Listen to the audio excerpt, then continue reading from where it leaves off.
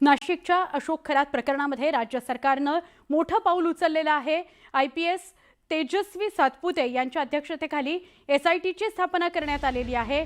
IPS तेजस्वी सातपुते या Nashik police आयुक्त आहेत। त्या कार्यालयात चौकशीसाठी पोहोचलेली आहेत। नाशिक शहर पोलिसांनी खरात याच्या विरोधात गुन्हा दाखल केलेला होता आणि त्या बलात्काराच्या गुन्ह्याचा तपास आता केला जाणार आहे। SITची टीम नाशिक पोलीस आयुक्तालयामध्ये दाखल झालेली आहे। अशोक खरात प्रकरणी SITची स्थापना झाली आहे आणि या SITच्या टीमचं नेतृत्व करते आहे IPS अधिकारी तेजस्वी सातपुते। आमचे प्रतिनिधी वैभव सोनवणे यांच्याशी आपण अधिक बोलूया। वैभव, काय अधिक सांगशील?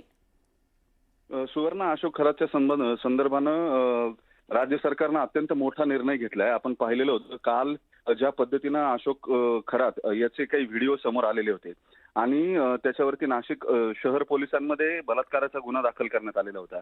त्याला अटक करण्यात आली आणि रिमांड मिळालेला होता, त्याला PCR मिळालेला होता। या सगळ्या प्रकरणात राज्य सरकारनं अतिशय गांभीर्यानं लक्ष घातलं आणि तातडीनं एक SIT जी विशेष तपास पथकाची स्थापना जी आहे ती IPS तेजस्वी सातपुते यांच्या नेतृत्वामध्ये करण्यात आलेली आहे। सगळ्यात महत्त्वाचं म्हणजे या SITची स्थापना जी आहे ती नाशिकचा गुन्हा दाखल होण्यापूर्वी 2 दिवस आधी करण्यात आलेली होती आणि त्याचं कारण म्हणजे या खरात याच्याकडून 2 वेगवेगळे गुन्हे जे आहेत ते नाशिक ग्रामीण पोलिसांकडे आणि अहिल्यानगरला शिर्डी पोलीस ठाण्यामध्ये दाखल करण्यात आलेले होते आणि हे गुन्हे दाखल एका गुन्ह्यामध्ये स्वतः खरात हा स्वतः फिर्यादी आहे आणि दुसरा गुन्हा जो आहे तर त्याच्याशी संबंधित असलेल्या एका महिलेनं नाशिकमध्ये दाखल केलाय, ज्याच्यामध्ये या व्हिडिओच्या संदर्भामध्ये हे व्हिडिओ ज्यांच्याकडे आहेत त्यांच्याकडून खंडणी मागितली जाते किंवा ते व्हायरल केले जातात। अशा स्वरूपाचे 2 वेगवेगळे गुन्हे जे आहेत ते खरात आणि त्याच्या संदर्भित असलेल्या महिलेनं दाखल केलेले होते। हा सगळा नेमका प्रकार काय आहे याची चौकशी करायसाठी ही SIT स्थापन करण्यात आलेली होती। तोपर्यंत नाशिकच्या शहर पोलिसांकडे या अशोक खरातच्या विरोधामध्ये बलात्काराची तक्रार जी आहे ती आलेली होती आणि तो गुन्हा दाखल झाला। त्यामुळे या सगळ्या प्रकारामध्ये हा जो अशोक खरात आहे तो कशा पद्धतीने त्याची सगळी मोडस ऑपरेंडी होती, आधी आपल्या विरोधामध्ये कुणीही जाऊ नये यासाठी पोलिसांच्या मदतीनं त्यानं संबंधितांवरती गुन्हे दाखल केलेले होते, जे आधी त्याच्यासोबतच अटेंडंट म्हणून काम करत होते आणि ज्यांच्याकडे हे सगळे व्हिडिओज होते किंवा ज्यांनी हे व्हिडिओज रेकॉर्ड केले असं सांगितलं जाते। या सगळ्या प्रकारामध्ये त्यांच्यावरती गुन्हे दाखल झाले। मात्र या अशाच पद्धतीने या लोकांना थांबवून तो इतर महिलांचा शोषण करत होता का किंवा या दोघांना ती माहिती होती म्हणून यांच्यावर गुन्हे दाखल केले गेले का, असे असंख्य प्रश्न आता उपस्थित झालेले आहेत। विशेष तपास पथकाच्या माध्यमातून या तिन्ही गुन्ह्यांचा तपास जो आहे तो आता तेजस्वी सातपुते करतील। या सगळ्या प्रकरणामध्ये अत्यंत मोठी धेंड जी आहेत ती या खरातशी संबंधित होती।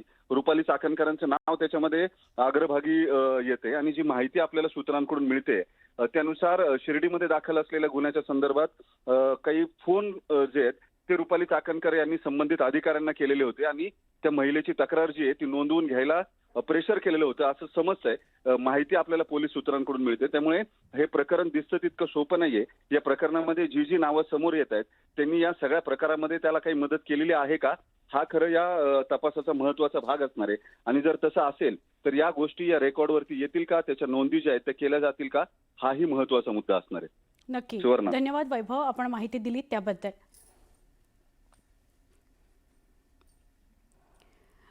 बोंधूबाबा, अशोक खरातचे एक ना अनेक कारनामे आता समोर येत आहेत आणि असं असतानाच त्याच्या संपत्तीची माहिती सुद्धा समोर येते।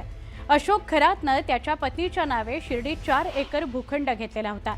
शिर्डीतील प्राईम लोकेशनवर हे कोट्यवधींचे भूखंड आहेत। खरातनं नाशिकसह सिन्नर, शिर्डी, कोपरगाव या परिसरात मोठी संपत्ती जमा केलेली आहे।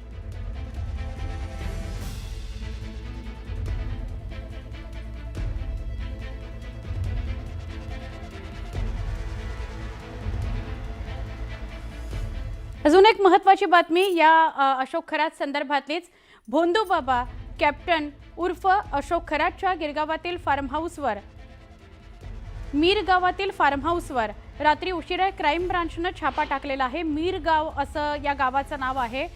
तृप्ता बाला असं त्याच्या फार्म हाऊसचं नाव आहे। यावेळी खरातच्या मिरगावमधील फार्म हाऊसमध्ये महत्त्वाचे दस्तावेज पोलिसांच्या हाती लागलेत।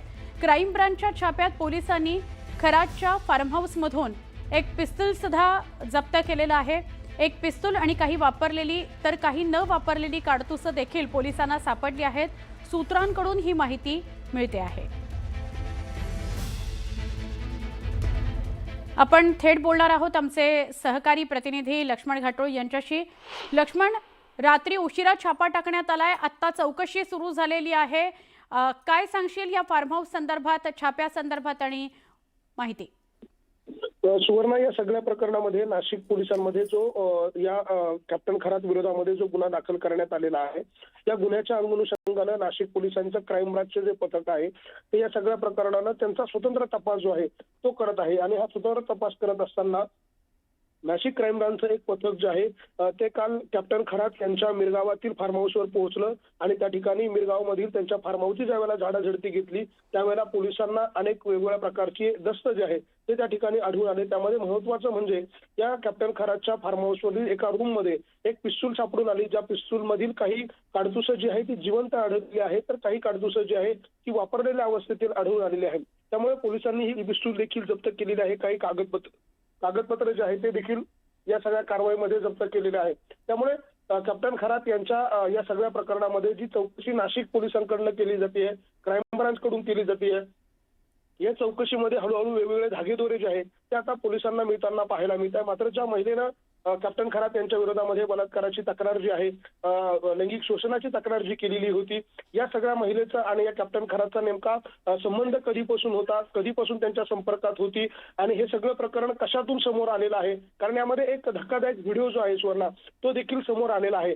हा व्हिडिओ काढलेला नेमका कोणी होता आणि हा व्हिडिओचा काढण्यामागचा उद्देश नेमका काय होता, या सगळ्याच्या अनुषंगानं आता पोलिसांकडून तपास केला जातोय. मात्र या सगळ्या प्रकरणामध्ये आपल्याला एक गोष्ट प्रामुख्यानं सांगावं लागेल ती म्हणजे कॅप्टन खरात यांच्या गळ्याभोवतीचा जो चौकशीचा आणि या सगळ्या प्रकरणाचा फास जो आहे तो आपल्याला आवळताना पाहायला मिळतो. त्यामुळे आता पोलीस तपासात पुढे नेमकं काय समोर येतं हे सगळं बघणं महत्त्वाचं असणार आहे. नक्की लक्ष्मण, धन्यवाद आपण माहिती दिली त्याबद्दल. भाजपनं 4 राज्यातल्या विधानसभा पोटनिवडणुकीकरता उमेदवारांच्या नावांची घोषणा केलेली आहे. 4 राज्यातील 5 उमेदवारांची नावं घोषित करण्यात आली आहेत. मात्र महाराष्ट्रातील राहुरीकरता भाजपनं अद्याप उमेदवाराची घोषणा केलेली नाही. भाजपकडून कुणाला संधी मिळते याची चर्चा राजकीय वर्तुळात रंगतेय.